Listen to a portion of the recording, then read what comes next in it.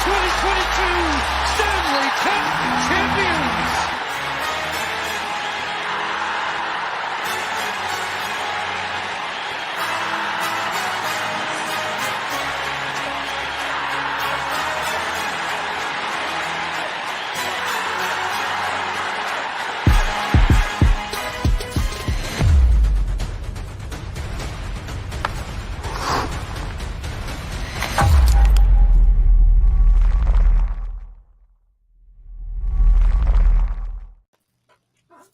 Hello, everyone. Welcome to the Cluster Puck Podcast, part of the MHRT network.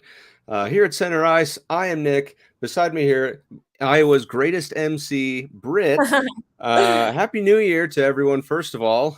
Britt, how's your New Year? Any good resolutions you got? Am I allowed to make resolutions for other people? Like, I I think I know the group you might have in mind. No, my serious resolutions, or I just am going to try to take on less in my life, because as anyone who's listening to this knows that I keep my life in constant chaos. I'm not sure if I know how to run any other way, but we'll see. Very good. Very good. What is yours? I've made one for myself, and that is to read. Word. I bought a book on the NHL history. There you go. I want to buy Peter Baugh's I just ordered it yesterday. Yeah, I didn't want to be I wanted to buy that. Email him and ask him if he'll, like, if I paid for postage, if he would sign it, because I love Peter Baugh. I think Peter Baugh's a great guy. Person. Like, and I think he's a can't good go man. wrong with him.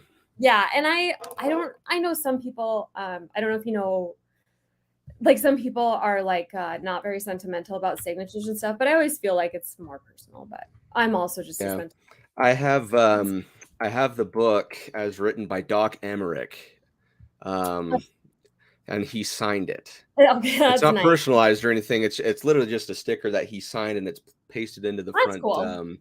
Maybe I'll Peter page. Artistic, but just to say that, like, I have something from Doc, greatest announcer in the NHL, in my opinion, of all time. He's just an iconic voice and stuff like that. Sure. So I got into reading that, and I was like, man, I think it would be really great to have the Force of Nature as written by Peter Baugh. For those of you who don't know, that are listening or watching, Force of Nature is the Avalanche and their cup run year, and kind of how it dives into it a little bit as far as the ins and outs and from the team. So definitely a good read. I haven't read it yet, but I really, really want to. So that's one of my resolutions, is to read more, and I do want to purchase and start with that book. Nice. For sure. But other than that, my resolutions are for a one Colorado Avalanche hockey team. I don't know where to begin with this right now, and I'm trying my hardest not to hit the panic button. I know it's but it's just so frustrating. You haven't won for a year now. But it's just just frustrating losses in just the dumbest kinds of ways. And we're going to keep this episode rather short because we got puck drop here in less than an hour. But well, frankly, there's I don't know where you start. There's not much to change here. We can't even podcast coach from here to changing it, because a lot of it really feels like it's just coming down to mental stuff. It's just and mental and literal physical capability. What we got, and I don't know. There's not a whole lot to talk about on any of the games. They're just. No, because it's just besides the LA game where it felt like your offense actually was there, and it's just a crapshoot in shootouts, but frustrating loss because you had the lead and you choked it. Yeah. But like with the Arizona game, Bill and I had this conversation on last week's episode, where it's like that was your game to get into the winning rhythm, and like I said, you were winning games, but granted, all the last three was one shootout and two overtimes. But just a regulation win. We haven't had one for I don't believe 3 weeks now. That's gross. Yeah. I don't think that any game is a given, especially with the Coyotes. I do think they've got our number. I mean, they beat us twice last year, didn't they? And they beat us soundly, and they beat Toronto too. The next game they had 6-3 against Toronto. So it's not like this is a gimme. And it's like, I don't even, when it's talked about as a trap game, I don't think any of those guys went in there thinking we got this. This is whatever. Last year, I think that it was definitely a trap game. But this year, I don't think that they feel guaranteed to literally. I don't think they could beat my beer league game, on some nights. It's just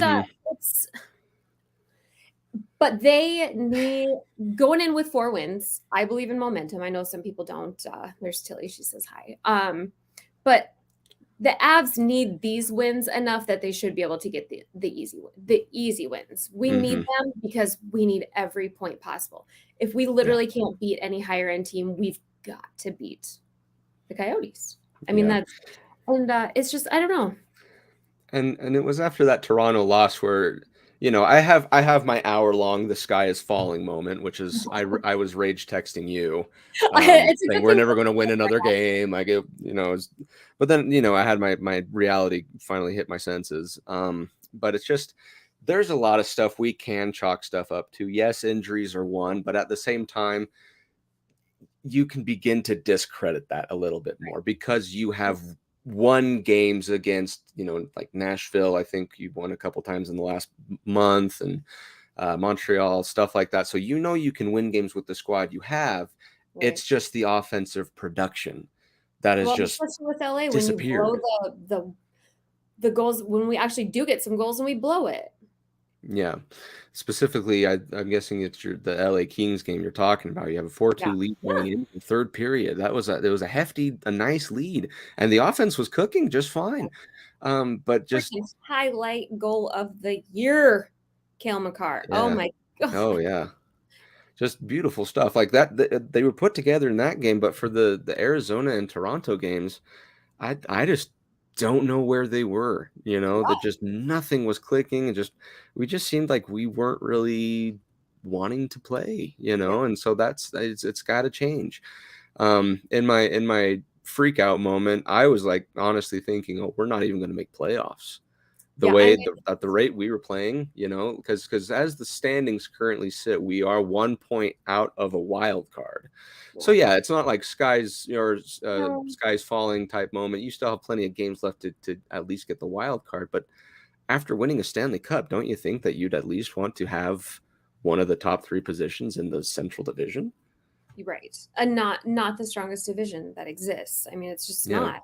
Everybody else is having their own struggles. Imagine if we were in the East, where would we be? Oh, jeez. we wouldn't be. I'll just tell you that much.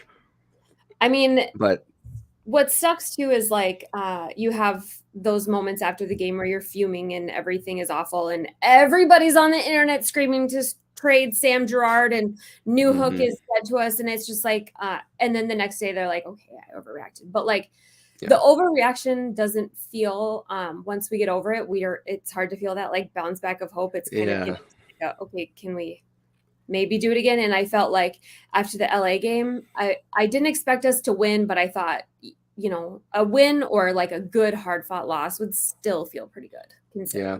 And that's just it. Like that Toronto game, it was okay, because like they scored 2 and really quickly in the first period. We score 1. So going into the second, you're only down by 1. You're like, okay, this is okay. Second period, same thing, if I'm not mistaken. Here, let me open this up and make sure I got my facts right. But it just seemed like even up until the beginning of the third period, about halfway, 5 minutes left in the second period, you were still there behind 3-2, and you're like, you're doing okay, holding your own. Right. And then it's just blown wide open at the end of the second period, and that's where they put in our beloved JoJo in goalie. And does not let in a single shot. If there's a bright spot, it was Jonas Johansson against Toronto. Didn't let a single goal in other than the Bunting's empty netter. But since he's not there, once the backup goalie is in, the other team, I think that the backup goalie always has a better save average because once you put the backup goalie in, the other team's all right. Well, we did it, and that's I think usually when the gas gets off. But I think that's in that conversation. I think one glaring concern is what the heck, Georgiev? Like, what the heck? Why can we not have anything besides like under 80% save average or like 95% save average? It's just like, if you can't steal it for us, which we need you to, at least like give us a chance, you know. And it's just the sad part is he gets second star of the week prior to last. And you're thinking, great, you know, he got a shutout, everything, you know, the Islanders game, he showed that he was great and stuff. And then just this week, it's just something happened where he just could not save anything to save his life. You know? And I don't know, you know, people are talking about tired legs, but it's like 13 or 14. He's played 9 games in a row. But which also, I don't know if that's enough. Starter, and here you go, baby. Like, this is starter stuff. So I don't know. And we had a Christmas break in there, and we haven't exactly had a super strenuous schedule up until the last few. I mean, I don't know. I just what was Frankie's last game? Boston? Maybe? His last game was, give me just a second, against Philadelphia back on the 13th of December. And we've just established just lower body injury for him? I believe so. I don't know as far as timetable. So he might be backing up tonight or something, but I do know that Georgiev is the one in net tonight against Vegas. Yeah, I mean, it's just I don't know, like that LA game. I don't. Our defense is obviously not playing well. Clearly, Johnson and Gerard, it's not going well. But yeah, that's a tandem that you need to separate.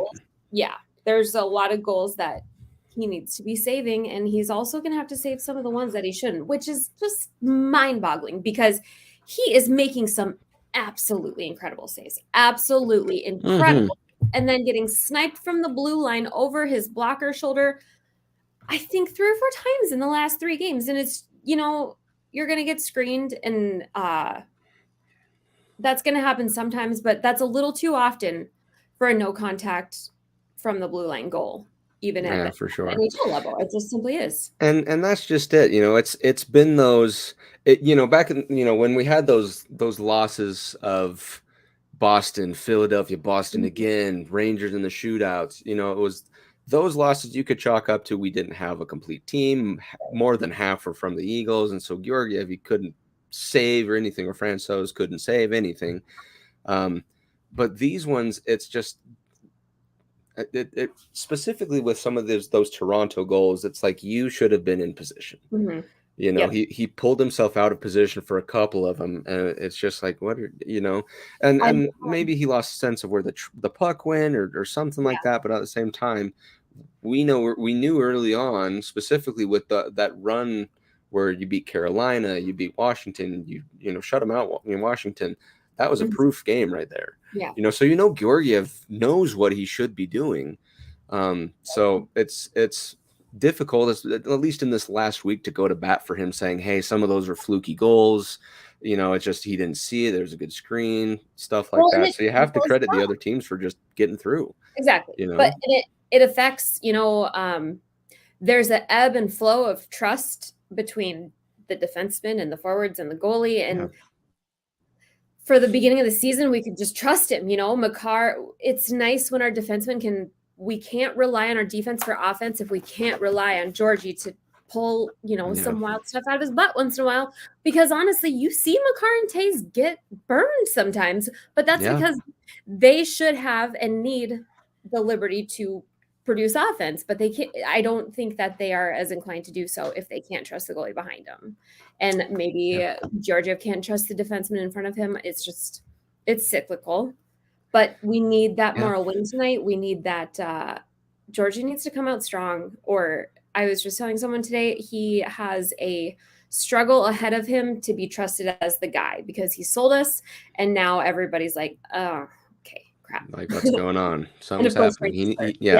And it's not just Georgiev, and you know, don't get us wrong that we're not trying to go just after him. Like just lately, it seems like Cale Makar and the defense have just kind of, in my opinion, not really been there. You know, they've netted goals here and there and stuff like that. It's great, but as far as lockdown defense, the one that we were used to from last season, it's not there. No, you know, and that's just the sad part about it, is because we know what they're capable of. you know, and that's what makes it more frustrating. Yeah, and you brought up that LA game. That's case in point. You had a lead and you just couldn't protect it. The most dangerous food in the NHL or in the game of hockey, but like, yeah, it's just close it. But we need this. I know it's ridiculous. So it's like and like I was saying earlier, it's like that we are capable of lockdown defense. And yeah, we had Manson, we had Byram and all that stuff, timetables for them, who knows what. But even then, Andreas Englund has shown up.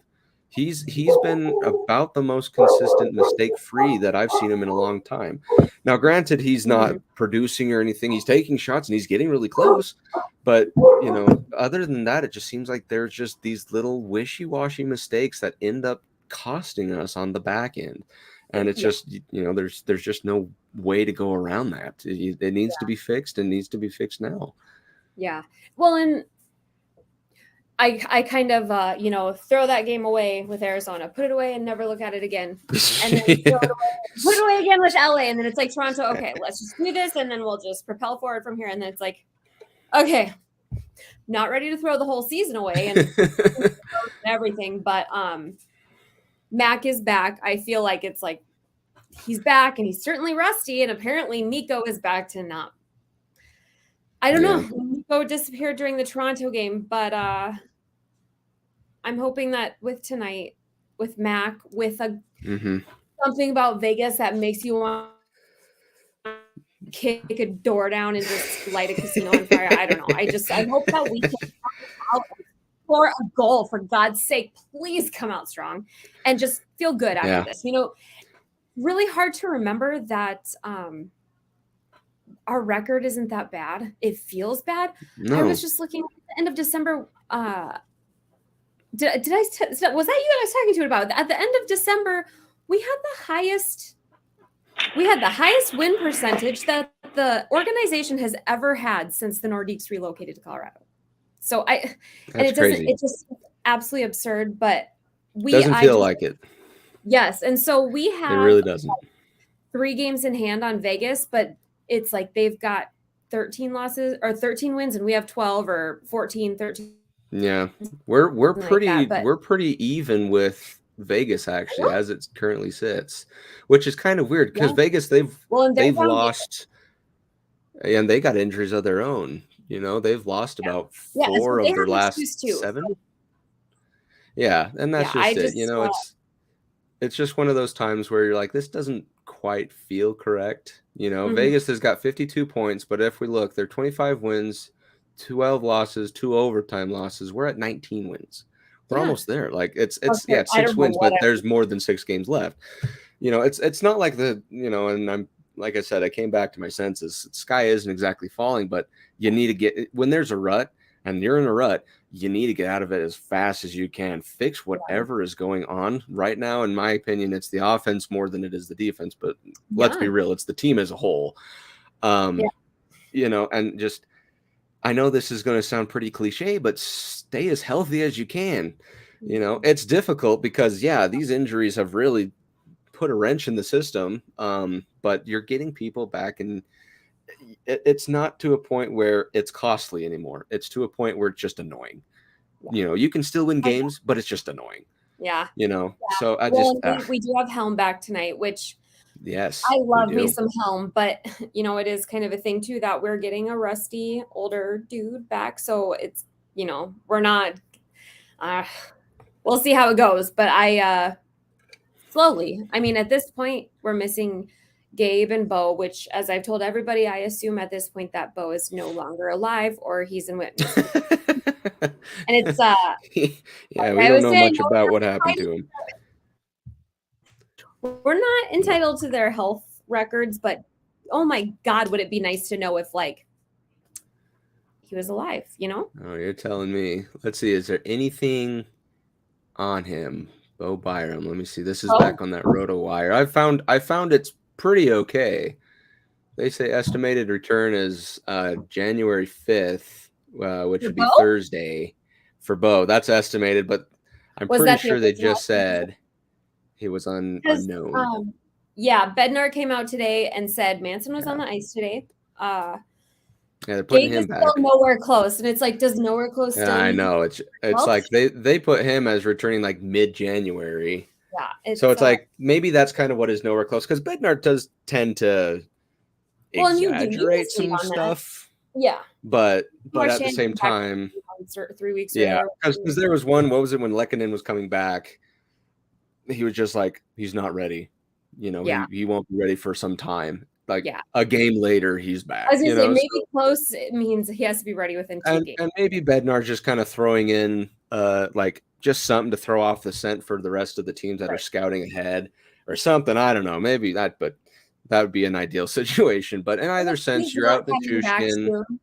Well, if Gabe is not coming back soon, and hypothetically Nuke is out playoffs or somewhere near then, do you assume we have to make big swing way before trade deadline? Or I feel like I'm kind of saying this without a big earth shaking something. Yeah, I think we're at a point right now where if stuff does not get better in the next couple of weeks, I'm expecting phone calls to be made to other teams, specifically that of Vancouver, because my ideal trade target would be Bo Horvat.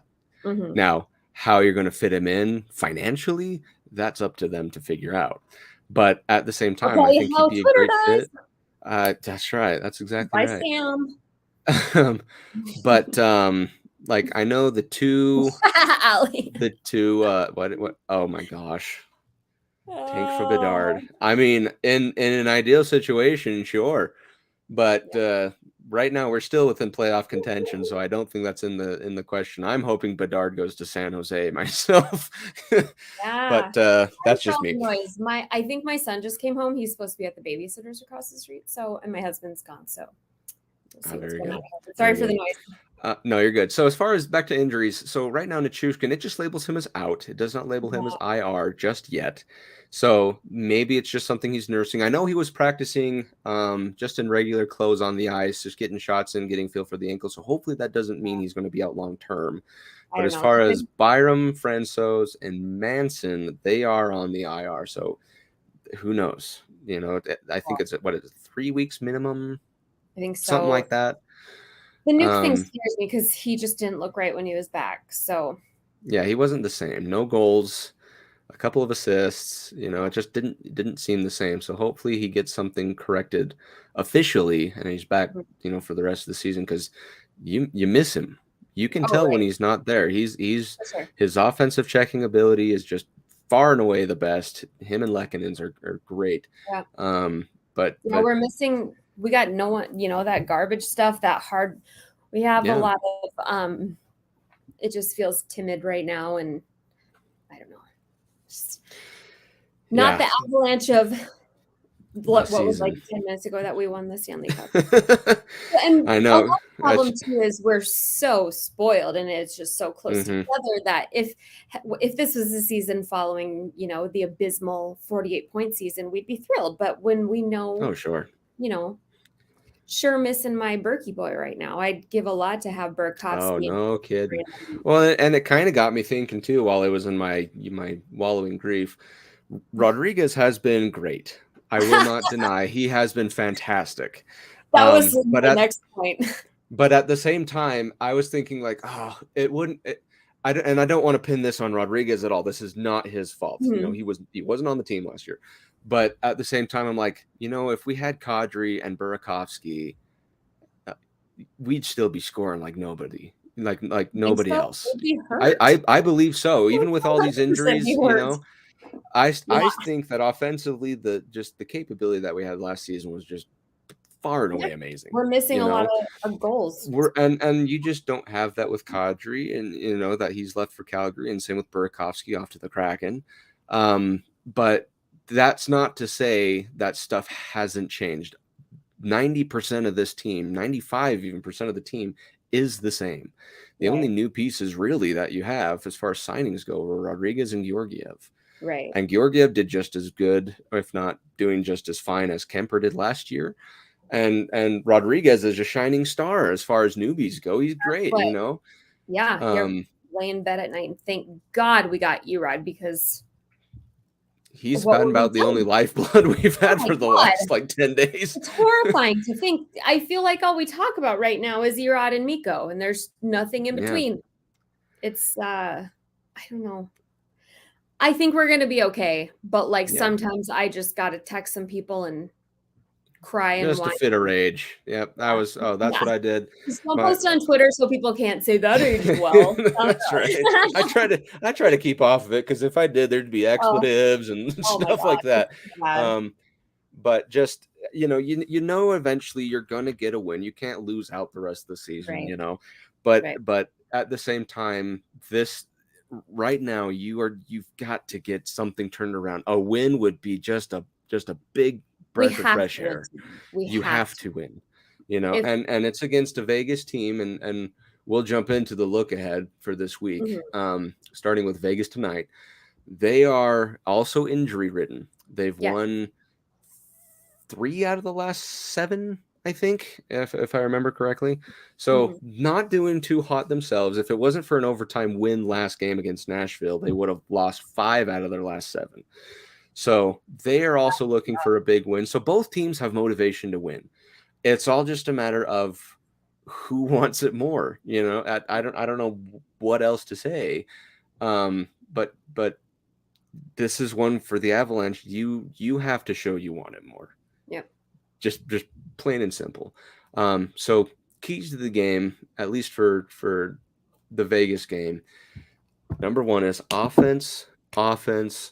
Yeah. And again, this is just something that I've noticed, and Britt, I'm betting you have other notes too that can kind of piggyback off of this, but do something to score in the first period. Score multiple goals in the first period. That was like what we were great at the beginning of this season even. We were just like, boom, 3 goals in the first period, and the rest is kind of smooth sailing.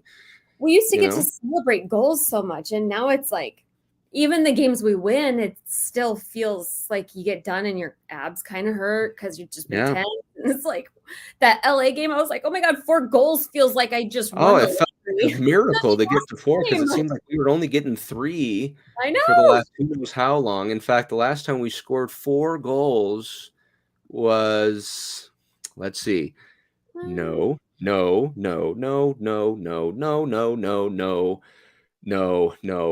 Buffalo 6-4 win December 1st. It's been over a month since we got to. I mean, we're like literally winning games with 0 regulation game points. Like, can we not do that? It's just ridiculous. I don't know what else to say. Oh yeah. Here's Bill. Can we get a win at home? Yeah. It'd be nice. A win at Heim, please, Heim.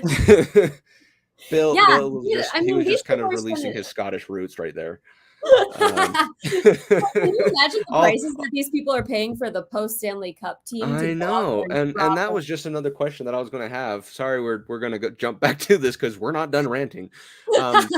Do we credit any of this to a bit of a Stanley Cup hangover? Any at all?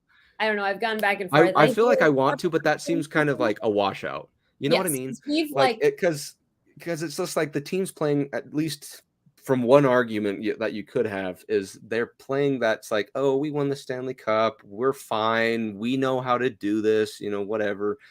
But at the same time, it's like you're halfway almost through the season.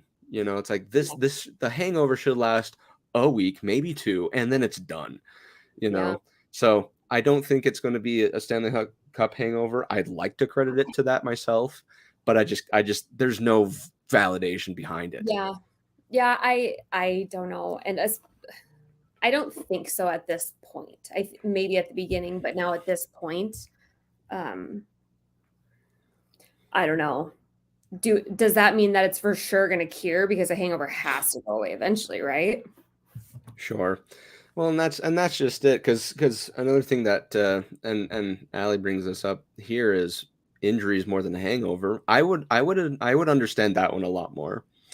The big thing being, if you remember last season, the New York Islanders did not play a single game at home for like the first 20 games because they were under construction, and home ice advantage is a thing, and That was just a rut that they couldn't dig themselves out of, because they got into a losing fit, and a bad one.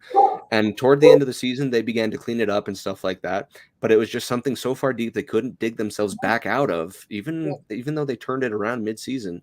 That Islanders team ended up not making the playoffs because of, I would at least credit a good chunk of it to the fact that they never played home games for the first third of their season. It seemed like their old stadium was known to be like one of the more obnoxious stadiums that existed. I mean, it was like small, and wasn't it supposed to be one of the smaller rinks that was just like super loud and like a homey, dirty kind of feel, like their own little, I don't know. It seemed like every time I heard anything about that stadium was that it was tiny and loud, but it's like very tiny, loud, awful. Yeah. So, and jumping back kind of to that whole point that I was making, is this Avalanche team has been riddled with injuries. So a case you could make is the fact that these injuries have just crippled them so much, maybe that's something that you could say. I don't want to use that as an excuse, but there could be some logic behind it as far as them not being able to perform as well as they have been to this point is because of those injuries. And it's totally valid, I think. But at the same time, you had players back all last week that you go to Mullett Arena, it's the smallest barn in the show right now. I'd love to go. It looks like a blast, to be honest with you. Plan to. But you get you get the floor mopped with you. You know? And then LA, disappointing, but it's shootouts, so it's kind of like, okay, you've got a point still. And then Toronto is just, you didn't even wake up for the game. So I was working at the Musketeers game, so it's hard for me to check my phone too often, but I figured I was going to try to check it quite a bit. And like right before the Muskies game started, I looked at my phone and it was like 45 minutes in, and I looked and the score was 2-0, and Toronto had like 9 shots. And I was like, I can't look again, because this is I'm not gonna be in a good enough mood to maintain my actual job. So I did not look at the score the rest of the night, because So here was something that I didn't even notice until like late in the third period, is when they put Johansson in. I had no idea, because I was like storming off and like, I wasn't even paying attention that they put him in at the beginning of the third period. And when I hear saved by Johansson, I was like, wait, what? JoJo's in? I was so confused. But anyway, so we're okay. We're calm. We're collected. Everything's going to be fine. We just need to, Nick, you need to tell yourself it's going to be fine.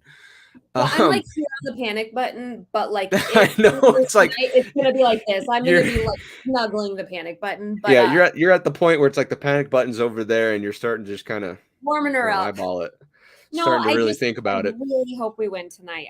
We just really, really need it. I am a huge believer in like emotional momentum, and we gotta. And I'm hoping that Mac has one of those games where he says, let's go, and literally puts everything. Takes the wheel. Oh, that'd be great.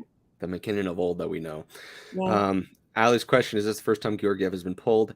Yes, if I'm not mistaken. But at the same time, I remember games where, in fact, this earlier, well, I guess it would now be last year, March of 2022, for my sister's birthday, we all traveled to Denver and went to an Avalanche game. Fantastic. We lost in overtime, but still, it was great. Kemper was pulled that game. He just wasn't performing. So it's hopefully that's a wake-up call for him, because if there's anyone who holds themselves accountable and does it well, it's Georgiev. And that's what he does a very good job of accountability. Ideally he comes out and has one of those pissy ass revenge games like he did against the Rangers, and just I think that he thrives off of intensity. So hopefully, because even the games that we're losing, they're not intense games. It's almost like it kind of throws him off. And tonight's going to be loud on him. You got to wonder if he's played many games against Vegas in general. I think it's probably one of the more obnoxious crowds, but hopefully he comes out and just shows everybody that he doesn't ever need to be pulled again, because that's all behind him. Yeah. That'd be great. So like I said, from that first key from a while back before we went back to ranting, was offense. right? This, you got to put it back on its wheels. You know, the train has derailed, put it back on the rails. You know, it's got to happen. This isn't just one of those, yeah, it'd be nice. That I think this is something what you have to do. Second one, kind of like what we just talked about, goaltending needs to step up. This is Georgiev. If he's holding himself accountable, which he is, he needs to put, you know, essentially is the you know, money where his mouth is, and say, I have my responsibility, I have my accountability, and I'm going to show that I can do better. You know, be a starter, like I said I wanted to be in exactly. You know, and he has proved that, you know, he won us over, like you said. Yeah, we know it's and we know he can. Even within the games that we lose, we're losing them off of bad goals. Exactly. So just back to fundamentals for him. He has those traits that we appreciate that Kemper didn't have or didn't possess as well. Just back to square one. Prove again that you can have that starting material and essentially win us over again, so to speak. Not to say that he ever lost us, but now it's kind of shaky ground. Third key to the game for this, I just have, quote, somebody do something. And the only reason I say that, it's really that. It's just like, it seems like whenever we have the puck, nothing happens. And it's embarrassing to watch. You know, it's like we have it, and especially on the power play. It's more geared toward a power play, but at the same time, this is any time. 5-on-5, 4-on-4. I don't care if we're two guys up, whatever. Don't just meander around with the puck and think about it. You have to make sure you're playing with a purpose. You know, you have to make sure that you have the next move in mind. You know, it's just so hard to watch. At least last week, it was just like, oh my gosh, they just don't know what they're doing out there. You need to just do something, have a direction, go after it. That's kind of like in the game of football. You know, a lot of the coaches with the running backs will say, once you hit your plant foot and you've picked your direction, you follow it. Because the more you think about what gap you're going to go through from the offensive line, the more someone's going to tackle you from behind for a loss of yards. So you make up your mind. And in the game of hockey, it should not be too difficult to be like, oh, he's coming from this way. Either I keep pressing forward against the boards, or I cut and make a pass, or whatever. Have the decision ready. You know, that's and something that should be easy. Players on the ice at this point in the season, so you'd think that this uncertainty and kind of a timidness that we've had, missing open nets, blowing big, huge, you know, opportunities, but we're even seeing Cale Makar have the puck roll on his stick. So it's I think we're lacking some confidence in our tenured and untenured players, but this is going to be the game, right? This is the turnaround. New year, new Avs. No, I totally get it. So and what better way to get a win at home, have confidence, and you're up into the Vancouver territory after this. So Vancouver, you have on Thursday the 5th. Again, this was one that you lost in kind of a dumb fashion as well. The previous bout. This is when, again, vengeance is best served. Revenge is best served cold, I think is the saying, and vengeance is sweet. So vengeance is ice cream. Therefore, my first key to the game is sweet play. I added originally as never give up, but we that's kind of a given. So sweet play is add flavor to the game, you know, and what I mean by that is just it's so vanilla. You know, everything is just so vanilla right now. It's basically like, here's how to make a pass. If you're when Cale Makar had that goal, I was like, oh my god, I forgot what this feels like. Yeah, it's flavor to the play. It sweetens the play, and you like watching it more. So that's why I say sweet play, and that's where you bring your revenge game to, is Vancouver. You know, I don't know much about what they have been doing right now, but it doesn't. Oh well, JT Miller's you know? just been destroying the entire morale of the entire locker room. So well, yeah. They're So hot ass mess. basically, kind of what we're going for is we go to Vancouver, we come back with a guy named Bo, and everything's great. You know, he hops on the bus with us. Yeah. We'll see. We will see. I always wonder. I keep having this train, and it's just there's something so wrong with that team. If you look at that roster, it's stacked from top to bottom, and they suck. It's locker room. And that's what it is. What is it though? It's clearly a little bit JT Miller out there chirping his own goalie, dropping F-bomb. Oh my gosh, that was so embarrassing. That is not how you treat your goalie. That at all. It was. I hated that. I hated that so much. Yeah. But they said this from even last season was it seemed like the veterans, the older guys on the team were really like button heads with the younger guys on the team. And it was creating just a ridiculous tension.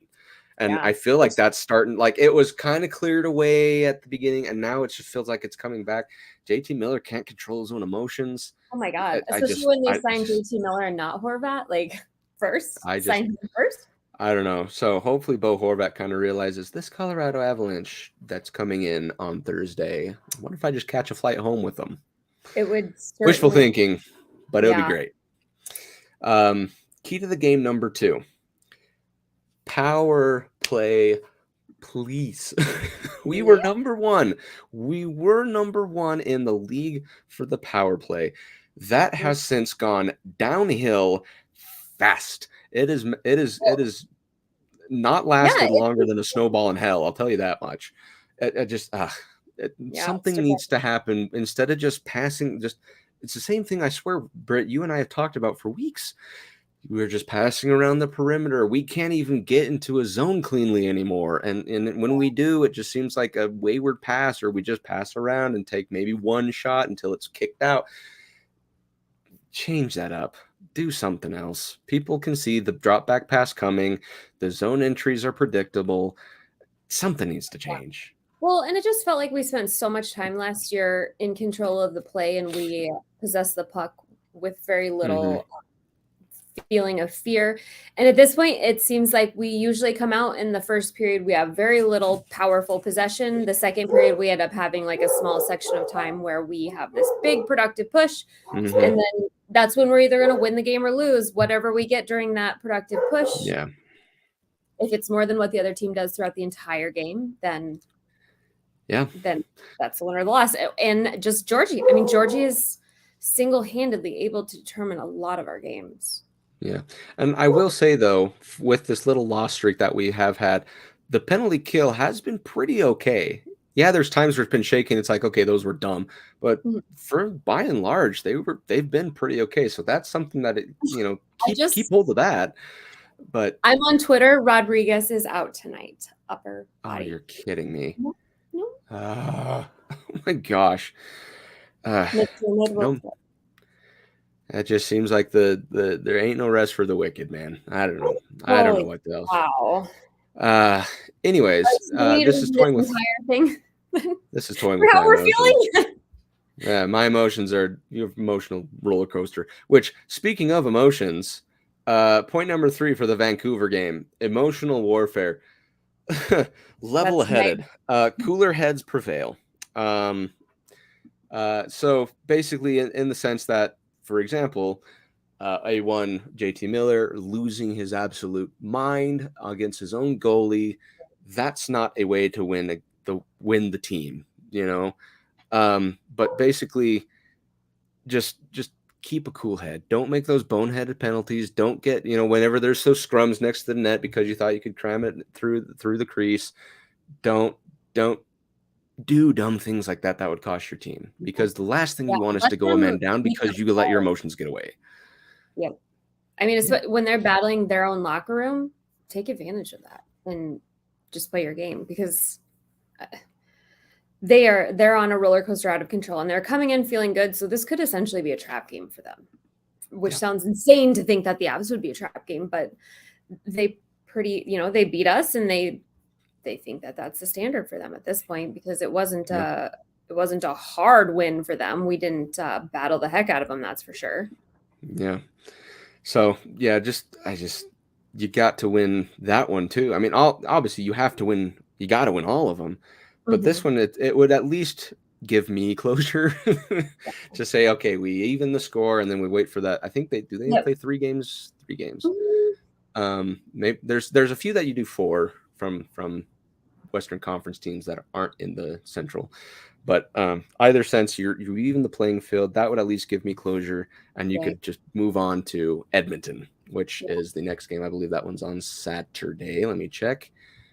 Saturday. Yep. This one is going to be very interesting. One that I'm looking forward to quite a bit because this is a rematch of your Western Conference Finals. One that Edmonton would really like to show you what they were about. Right. The biggest key to this game, well, key to the game number 1, let me say, I guess it shouldn't say not the biggest key, but key to the game number 1, ghost of the Western Conference Final. Yeah. There are certain things that went to haunt Edmonton.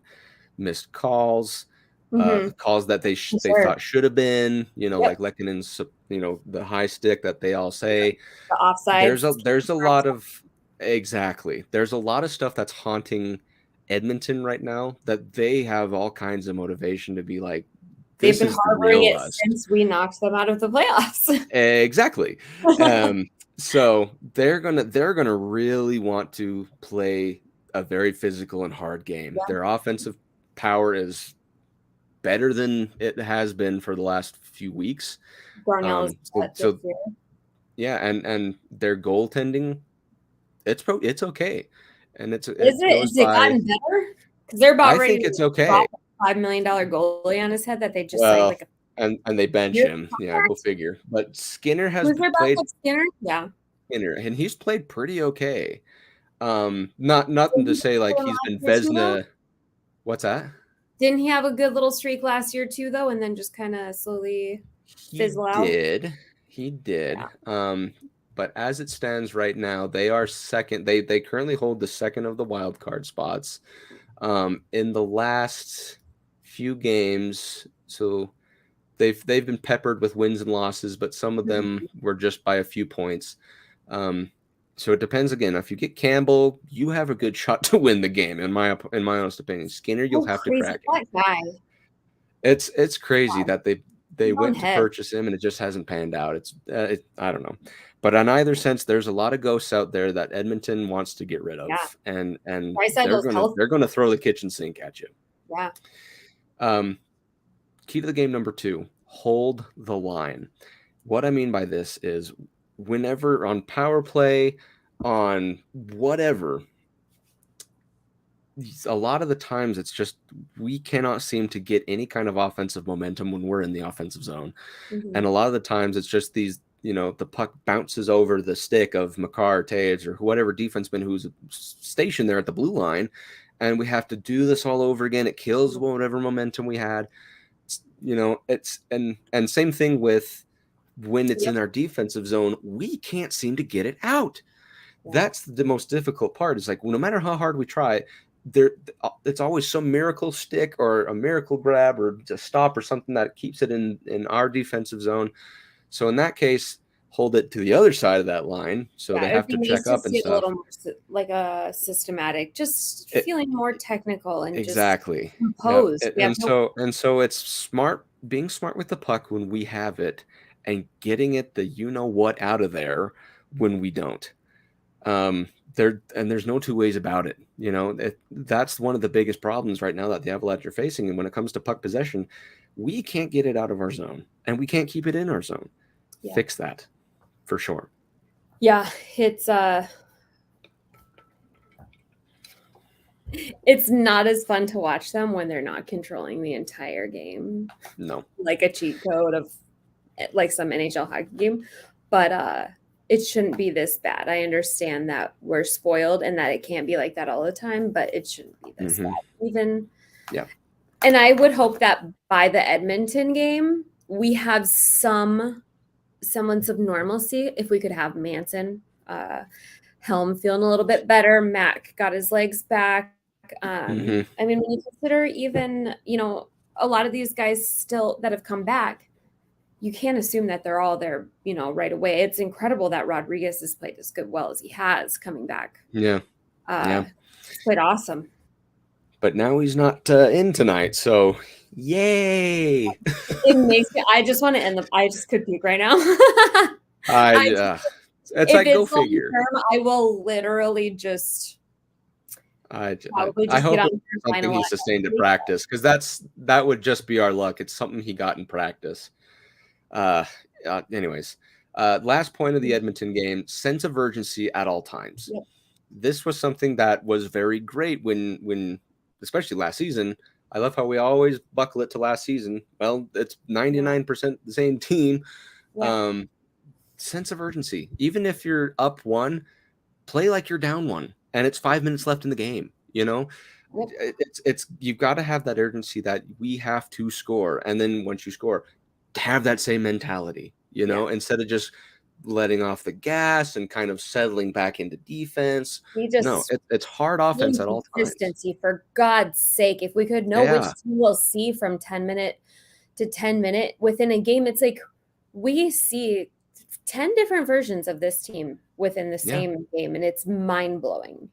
Mm-hmm. Which would be nice too if we would roll 4 lines. I'm just honestly beyond confused at this point why we can't roll 4 lines. We're still losing it. If we were playing Makar like this and winning, Makar and Tay is pushing 25 to 30 minutes a night every single night.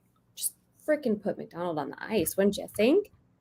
McDonald's tonight. It just seems at this point that a well-rested Makar on the ice for 20 minutes, 22, and then the liability of having someone else out there for a little bit would be more valuable. You know what I mean? Oh yeah.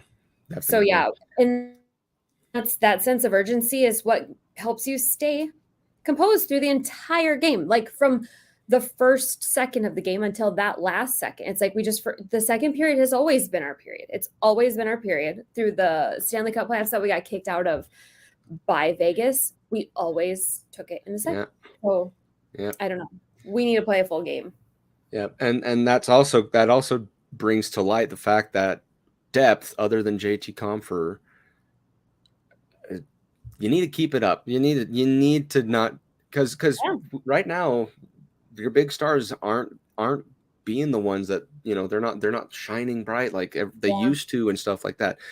Depth needs to really come to the front. They need to, and Malgin's very close. He's been a pretty good little addition. Not gonna lie, he's hit those open nets, for God's sake. Myers and Cobb.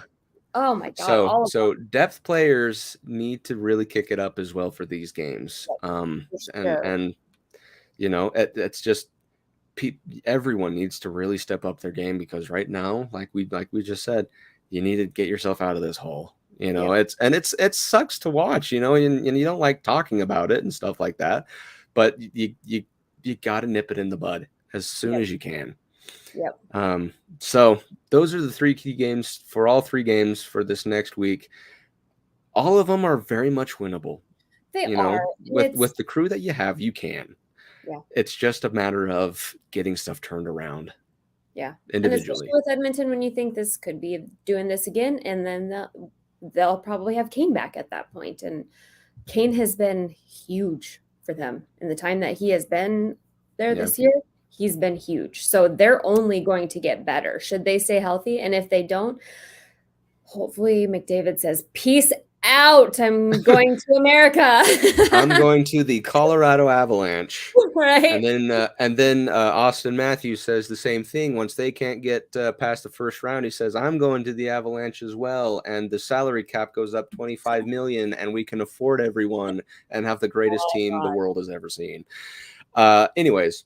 That being said, I don't have any additional comments other than just rants, and I'm sure everyone wants to hear that. And to say hello to Avatar. And of course, Avatar, welcome back in. Yep. A little late to the party, but that's all right. We love having you. If we had like one of these little things that we lost, it might change everything, but we're missing from every aspect right now. And it's all going to come together maybe tonight or when Rodriguez is back. We'll see. Maybe next week, with the power of the reverse retros. I bet you once Gabe comes back, everything's going to be great. No problem. Like lay in bed and think about it. I'm just like, oh. I bet you that's what's going to happen. It's like all these woes and no luck. Landeskog comes back just wearing a Greek toga and saying, "Hello, everyone, I'm back," and everything just his hair's blown in the wind. Gets back to normal. You know what I mean? I hope so. He does kind of have that effect on life. He does. He's the glue. He's the captain. You know, it's a bench thing. Like that's our captain, and I do believe that holds value. That guy talking in the room, and I think that he's a presence that doesn't even really have to be very loud. So. Oh yeah. Well, good. But yeah, deal. let's get off so we can go watch that game and. Okay, sounds good. Try to sleep or go to sleep happy. Very, very good. Well, thank you once again, everyone, for watching this episode of the Cluster Puck Podcast. Britt and I very much appreciate your thoughts, your input. We love you participating, listening to us every week. We really do appreciate it. Happy New Year once again to everyone. Hopefully these New Year's resolutions that you made come to fruition. Hopefully the Avalanche made some as well, and they start sticking to it. If you like what you saw and want to follow us on social media, you can follow us at ClusterPuckAvs on Twitter and Instagram. You can follow us at the ClusterPuck Podcast on Facebook. You can email your New Year's resolutions to us so we can review them at clusterpuckpodcast@gmail.com. I won't be looking at them personally because sometimes they do get a little too personal, but you can email them nonetheless if you really want to follow through with us. There you go. If you'd like, again, don't forget to follow the MHRT network to get latest updates on other shows on the network, such as Broncos Breakdown with Bill, as you saw from last week. He had a great rant session. It was amazing. Wild Wild West, 5280, stuff like that. Wonderful shows. We suggest you check them all out for Denver Broncos news. Other than that, let's have ourselves a great hockey game against Vegas tonight. Let's go up, show out. And honestly, I just want to blow the doors off of Ball Arena and get just a fantastic win. Yeah. So that being said, that being said, let's go play some hockey. I'm ready for it. Anything to add, Britt? Nope, I'm good to go. Okay, let's go watch a hockey game, everyone. Go Avs, go. You don't have to go home, but you can't stay here. 'Cause this party is over.